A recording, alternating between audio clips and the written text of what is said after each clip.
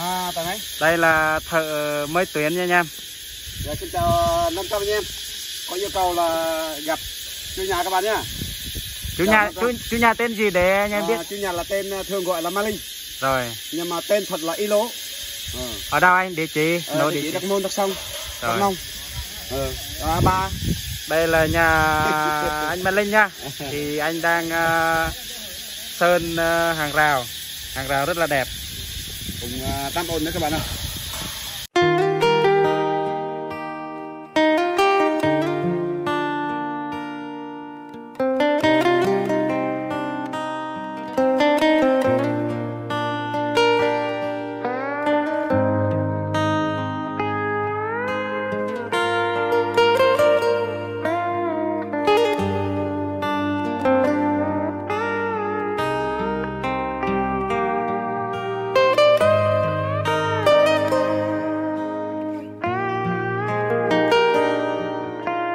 Đêm nay ta chung tay bên nhau, men rượu ấm nồng nàn, và để bao nhiêu con tim thao thức đêm thâu.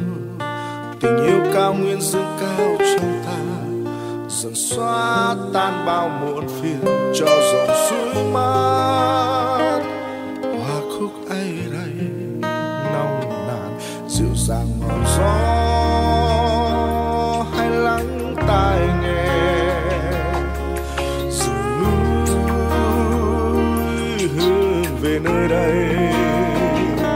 Trời cao nguyên đêm sao lấp lánh, soi mặt em thơ dáng người, và thấp thoáng kia dáng nhà sàn rực sáng lung linh.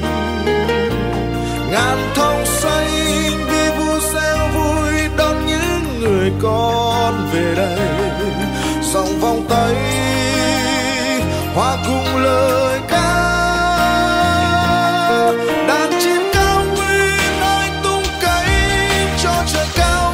Mây trong ngát say những cánh hoa xinh mi mô ra rực trong nắng chiều. Người con cao nguyên ơi đã bao năm, từng vòng ngàn phong ba bão giông bay lâu từng nguyện ước. Trời cao nguyên đêm sao lấp lánh, soi mặt em thơ dáng người, và thấp thoáng kia dáng nhà sàn rực sáng lung linh. Ngàn thông xanh vì vu reo vui đón những người con về đây. Ta cùng nắm tay rộn ràng lời hát.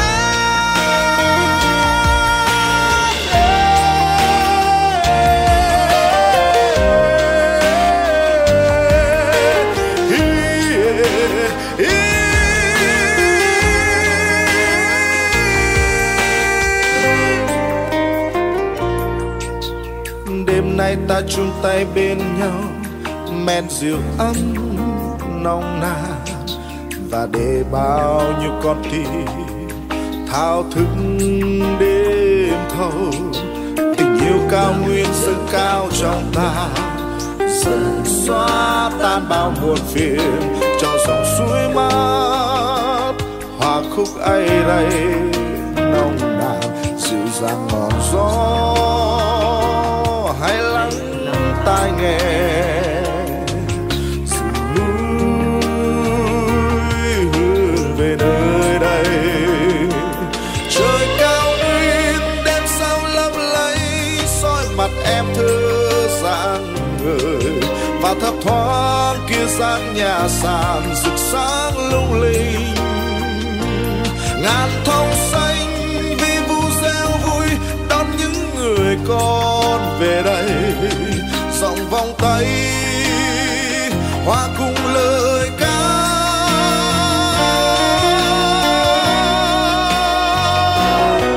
đàn chim cao nguyên ơi tung cánh cho trời cao. Mây trong ngát xanh những cánh hoa xinh mi mô ra rực trong nắng chiều. Người con cao nguyên ơi đã bao năm, từng vòng ngàn phong ba bão giông bay lâu từng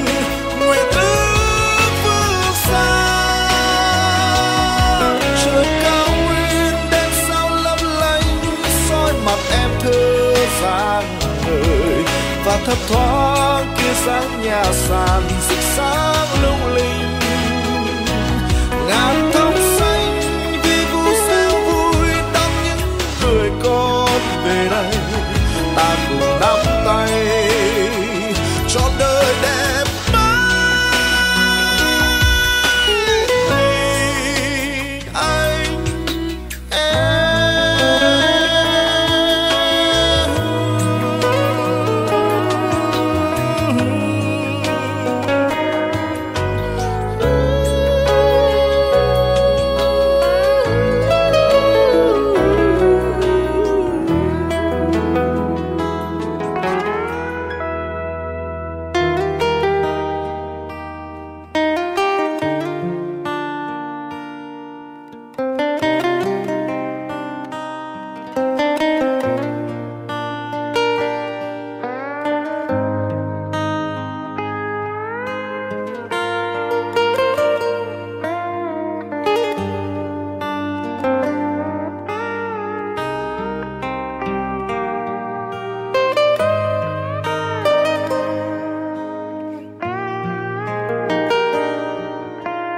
đêm nay ta chung tay bên nhau men rượu ấm nồng nàn và để bao nhiêu con tim thao thức đêm thâu tình yêu cao nguyên dâng cao trong ta dần xóa tan bao muộn phiền cho dòng suối mát hoa khúc ấy đây nồng nàn dịu dàng ngọn gió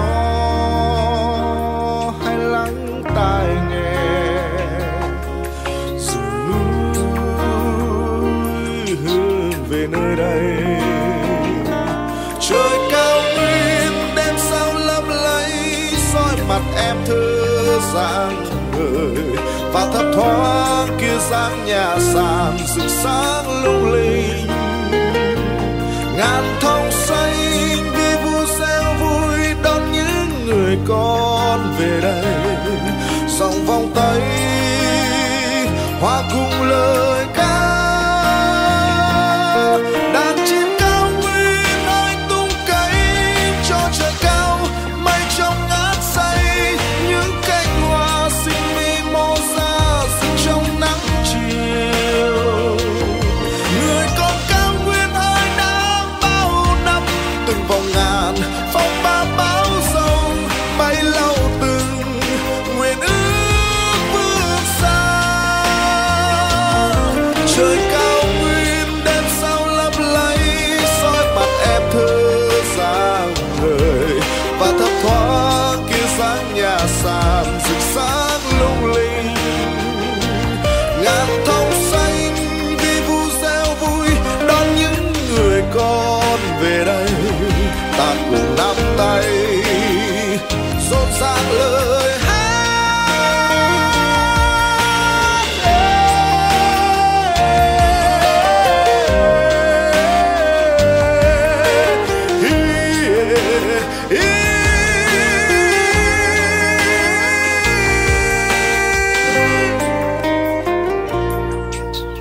Đêm nay ta chung tay bên nhau men rượu ấm nồng nàn và để bao nhiêu con tim thao thức đêm thâu tình yêu cao nguyên dâng cao trong ta dần xóa tan bao muộn phiền cho dòng suối mát hòa khúc ấy đây nồng nàn dịu dàng ngọn gió hãy lắng tai nghe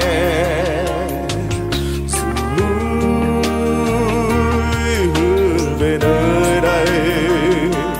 Trời cao nguyên đêm sao lấp lẫy soi mặt em thơ dáng người và thấp thoáng kia dáng nhà sàn rực sáng lung linh. Ngàn thông xanh vì vu reo vui đón những người con về đây. Dòng vòng tay hòa cùng lời ca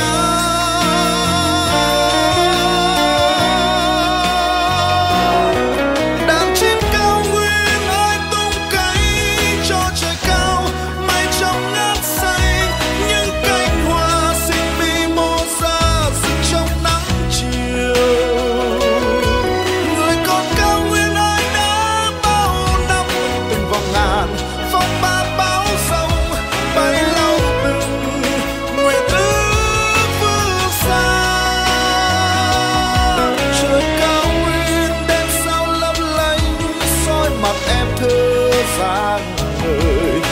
thấp thoáng kia sáng nhà sàn rực sáng lung linh. Ngàn thông xanh vì vu reo vui đón những người con về đây. Ta cùng nắm tay cho đời đẹp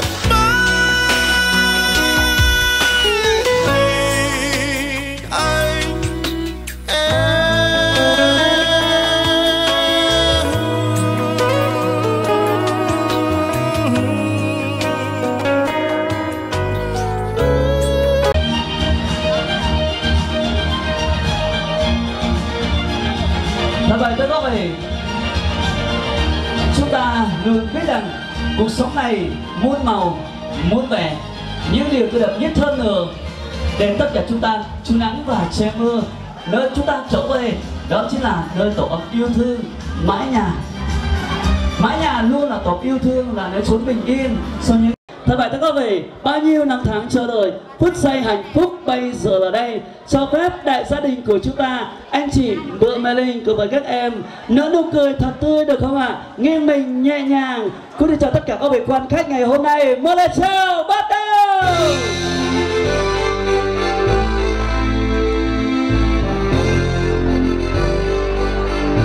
Đang on vừa qua plan ball break ơi tầm tập ring đang xin nepu Juno vợ Mẹ Linh dia mà ở con khả băng nên xin tầm piat ở con khả băng si bục lâu dia mà piat si ở con của tu tin nào oai rang ngàn nghìn nên xin tu tin nào ác tầm tập vâng xin được trân trọng cảm ơn các vị khách quý đã không quán ngại đường xá xa xôi, một chút nắng, một chút gió, một chút đường để cùng về đây chúc mừng ngôi nhà mới gia đình anh chị niềm vui, niềm hạnh phúc, tự hào lớn lao nhất.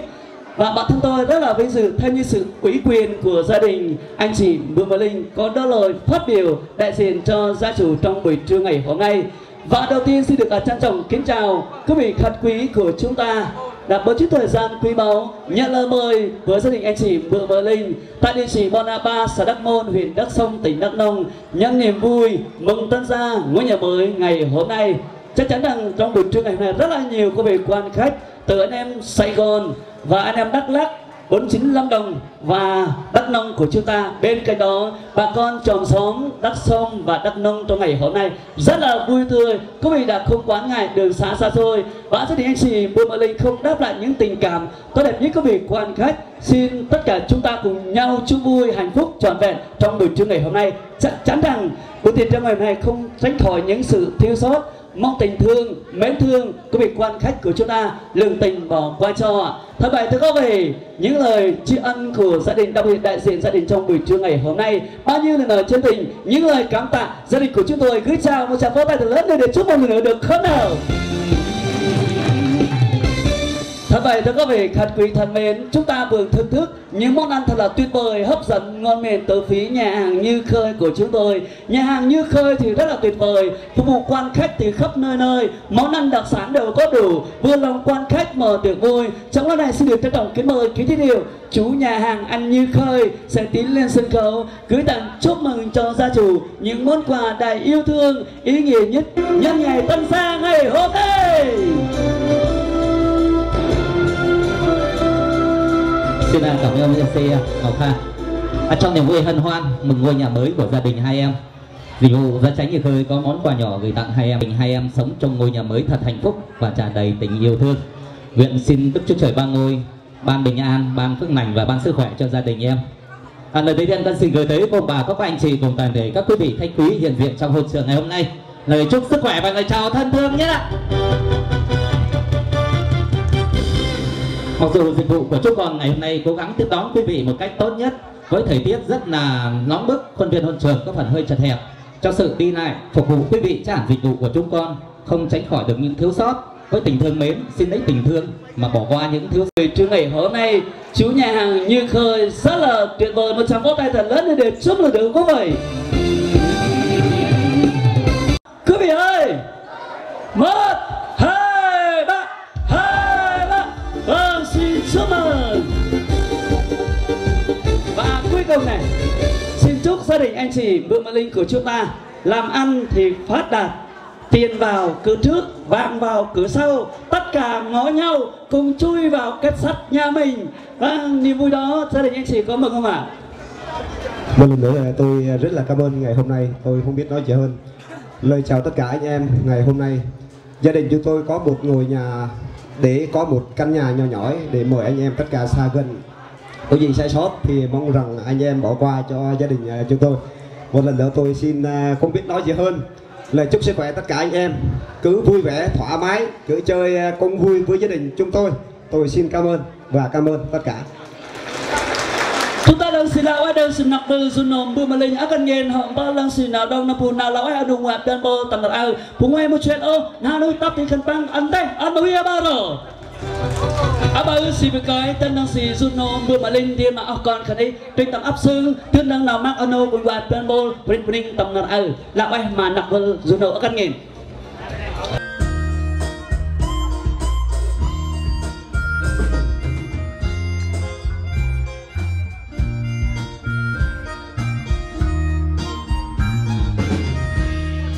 Engkau yang cantik, engkau yang manis, engkau yang manis,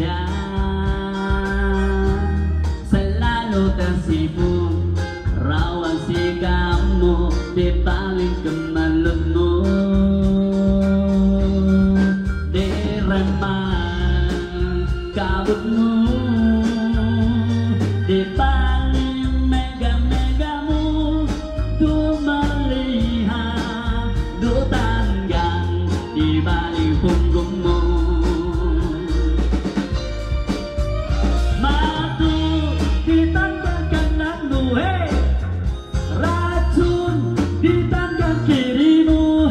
Aku tak tahu mana yang akan kau berikan padaku. Aku tak tahu mana yang akan kau berikan padaku. Bài hát thập niên 90 Madu dan Racun, aku tak tahu.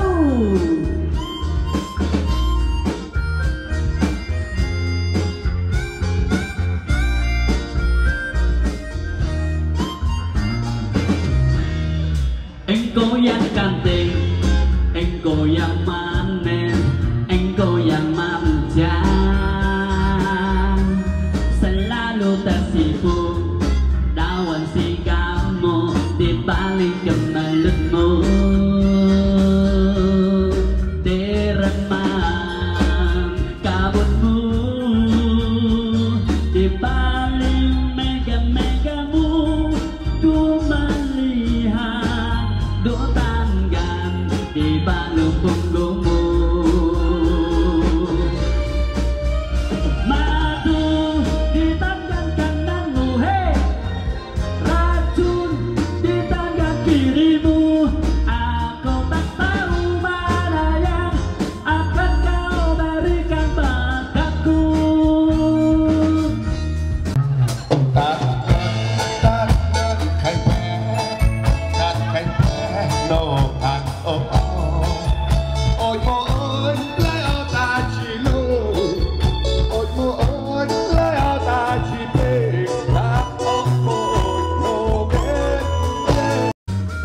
Madu di tangan kananmu, hei racun di tangan kirimu.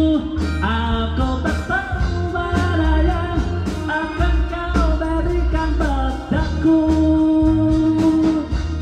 Aku tak tahu mana yang akan kau berikan padaku. Madu dan Racun, terima kasih, terima kasih. Aku tak tahu.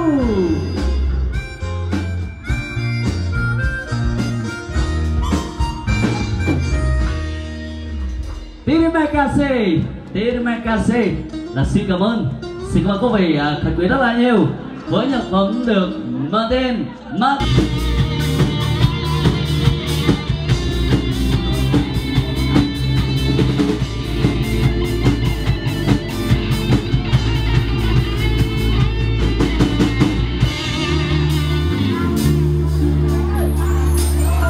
Mê theo câu hát nỗi buồn dâng xa gần.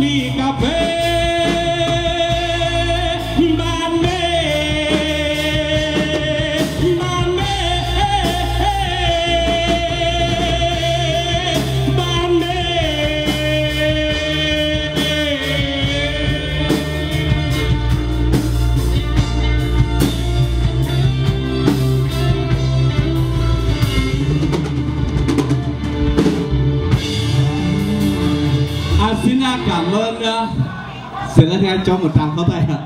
Xin phép MC một tí. Có một người em cũng là người em của chủ nhân Tân Gia hôm nay đến từ Đắk Lắk. Có gì anh Hạnh thông cảm nha. Rồi mời em email đến từ thành phố Buôn Ma Thuột. Xin mời.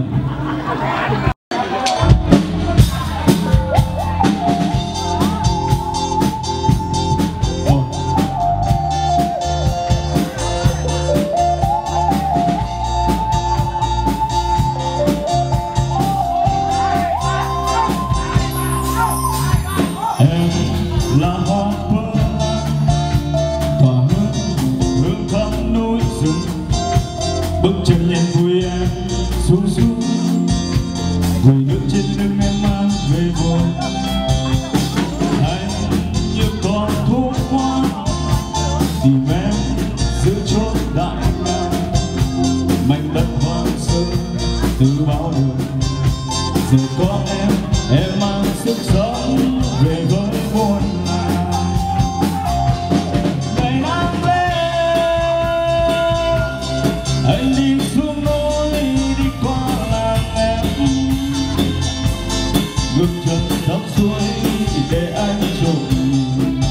Anh nhìn em cười vì em là cô gái ê đê, ra đâu mắt sáng bao chàng say mê. Vì anh đã chót yêu em rồi, chót yêu em rồi, có tim chơi vơi nói không nên lời rằng anh đã yêu em rồi.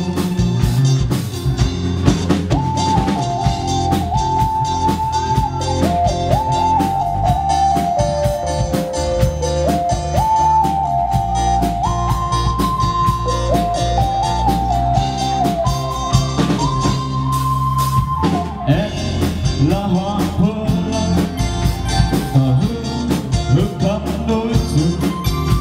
Bước chân lên vui em xuống xuống, vùi nước trên lưng em mang về buồn. Anh như con thú hoa tìm em giữa chốn đại ngàn, mảnh đất hoang sơ từ bao đời. Giờ có em mang sức sống về với buồn làng. Ngày nắng lên anh đi xuống núi đi qua làng em, ngược chân tắm suối để anh trộm nhìn. Anh nhìn em cười vì em là cô gái ê đê, ra đâu mắt sáng bao chàng say mê. Vì anh đã chót yêu em rồi, chót yêu em rồi, con tim chơi vơi nói không nên lời rằng anh đã yêu em rồi. Ngày nắng lên anh đi xuống núi đi qua làng em, ngược chân tắm suối để anh trộm nhìn. Anh nhìn em cười vì em là cô gái ê đê, ra đâu mắt sáng bao chàng say mê. Vì anh đã chót yêu em rồi, chót yêu em rồi, con tim chơi vơi nói không nên lời rằng anh đã yêu em rồi.